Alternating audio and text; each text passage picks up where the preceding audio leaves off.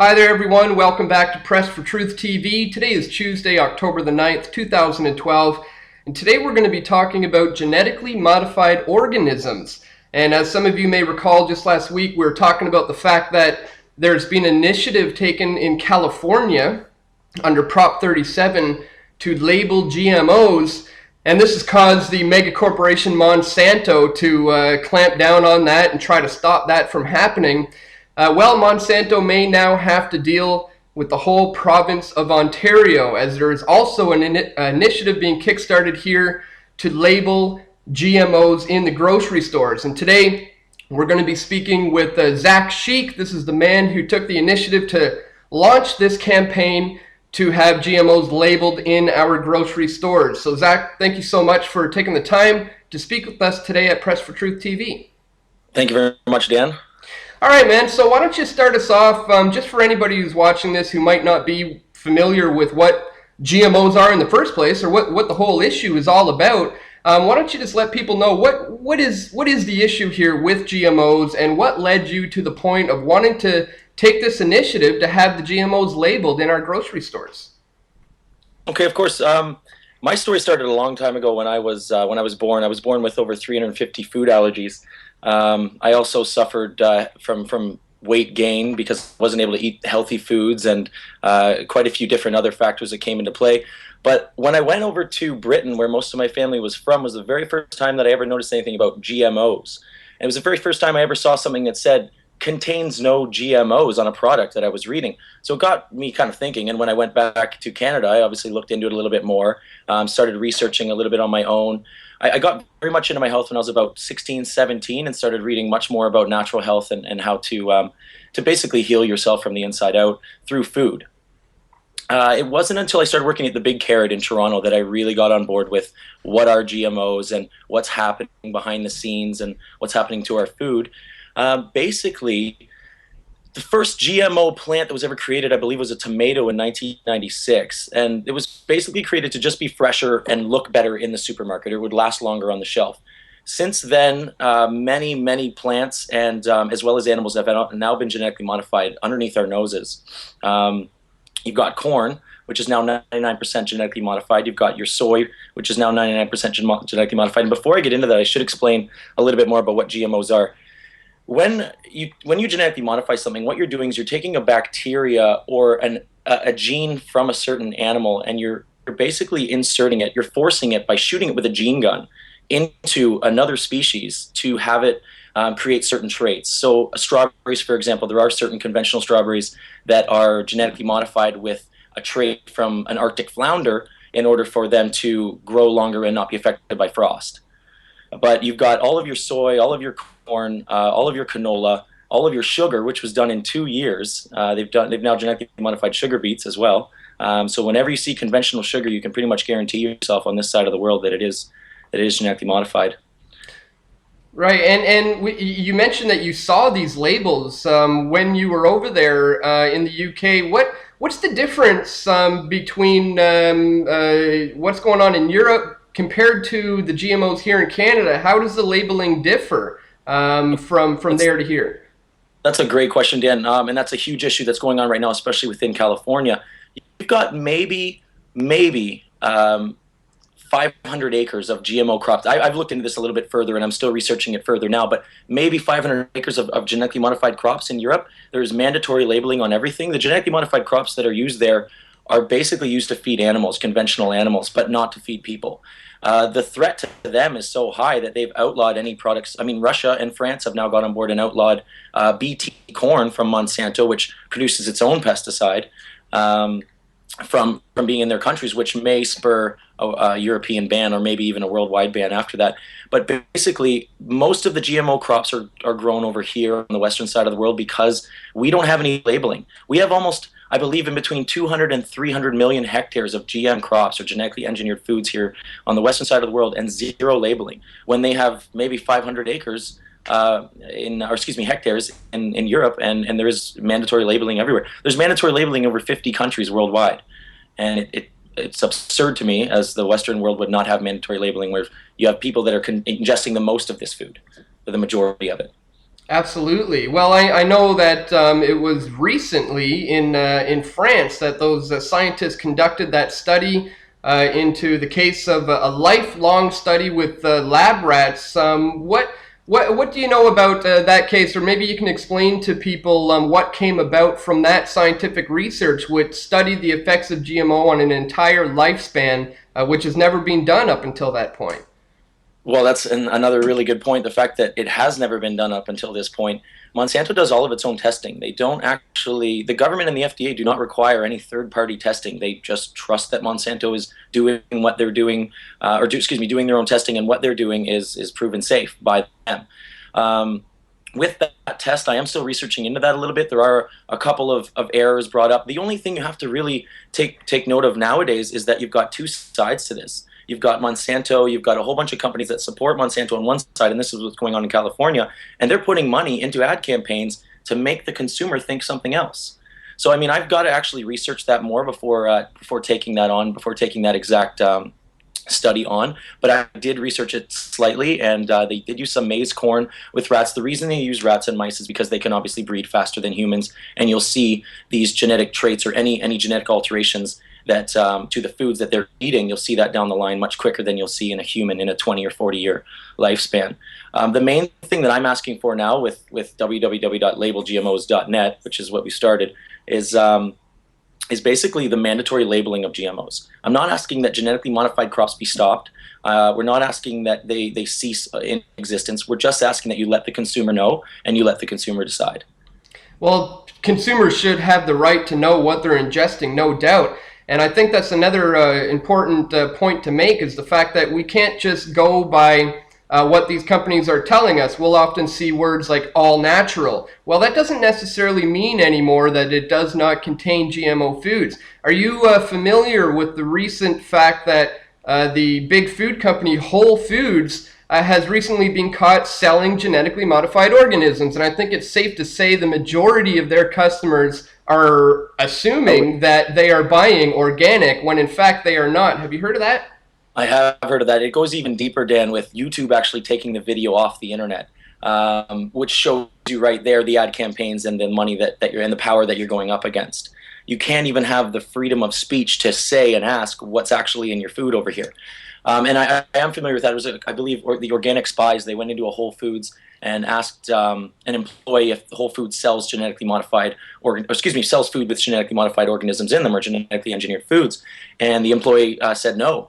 That they, as far as I'm concerned, I didn't see the video because it's been taken off the internet. But from the story, as far as I'm concerned, they said no. I've been into Whole Foods myself. I won't purchase anything there. There was an entire aisle one time with conventional oils. And as you and I have both spoken, now you've got all of your corn oils, all of your canola oils are 99% GMO. I mean, the only 1% is left over for organic. You have to go with high quality products when it comes to these, when it comes to genetically modified foods, because you never know what's in the foods anymore, and it's changing day to day, and that's what's really scary. Is things are changing under our noses day to day, and laws are being passed without the public even being made aware. Yeah, yeah, absolutely. It seems that this stuff is in absolutely everything. I remember when I first started learning about this as well.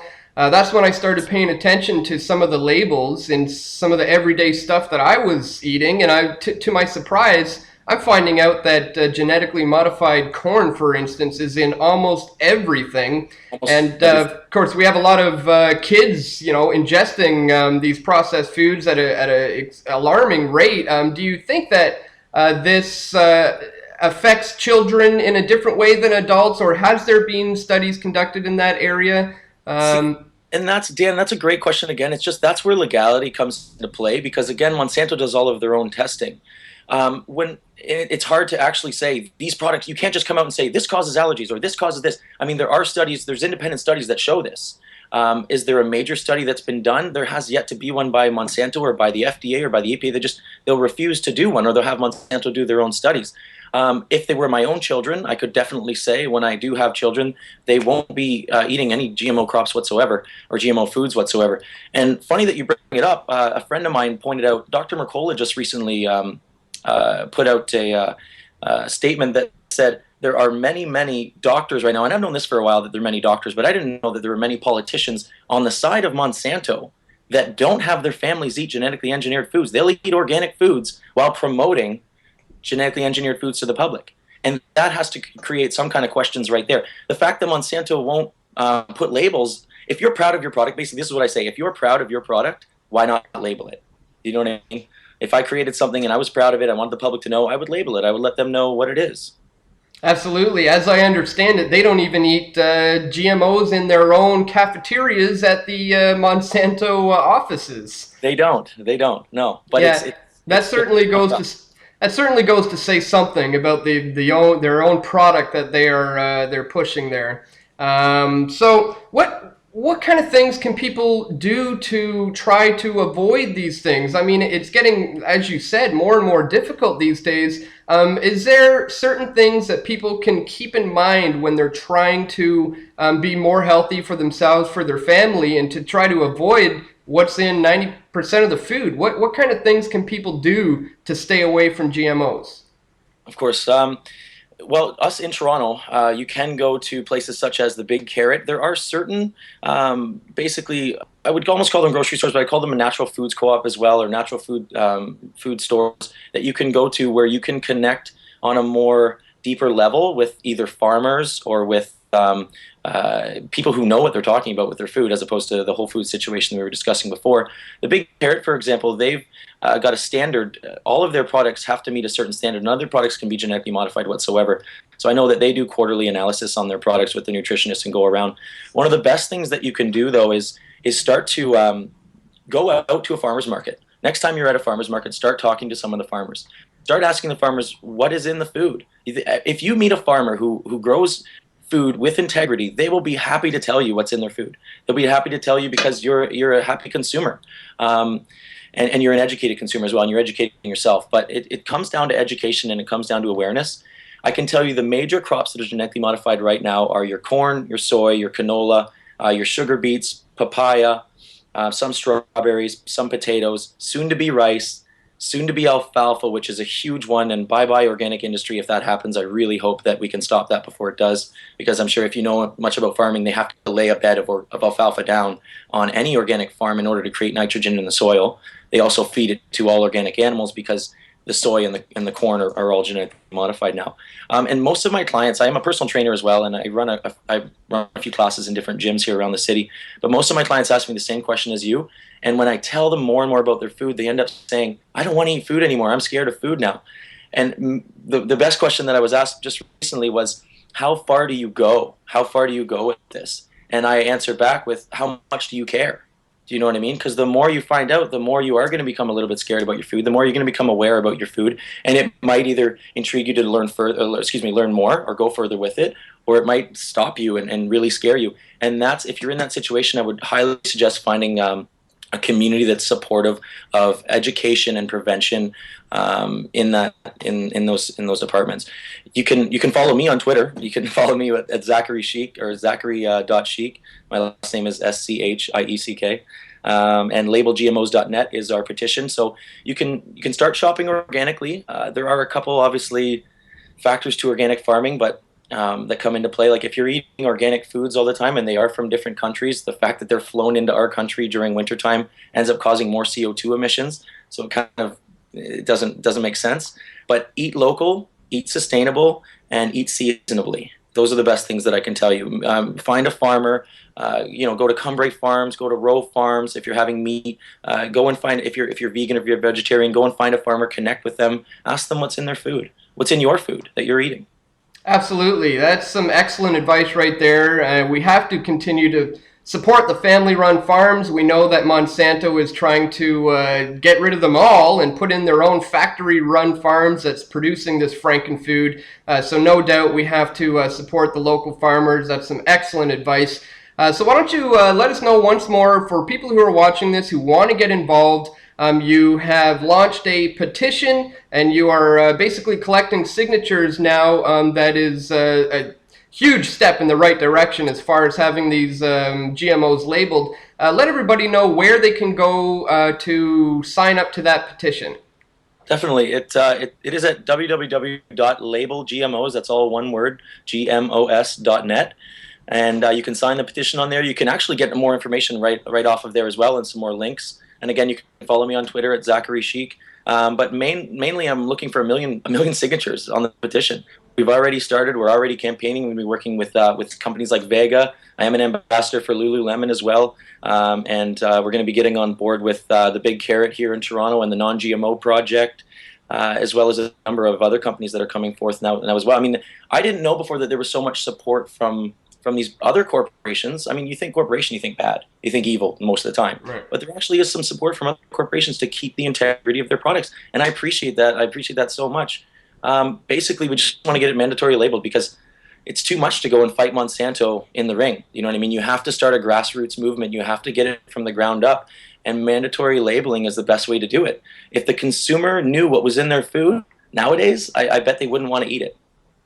This is the truth. That's it, man. So it's incredibly important that people get involved and follow your lead. I would strongly encourage people to sign the petition. It's a simple thing that you can do as an individual who may be watching this now who wants to affect what Monsanto is trying to do. It takes less than a minute or two just to sign this thing. So I'll put links to that in the description to where you can sign the petition, to where you can follow Zach on Twitter to learn more about this initiative to block the GMOs, or excuse me, to label the GMOs in our grocery stores.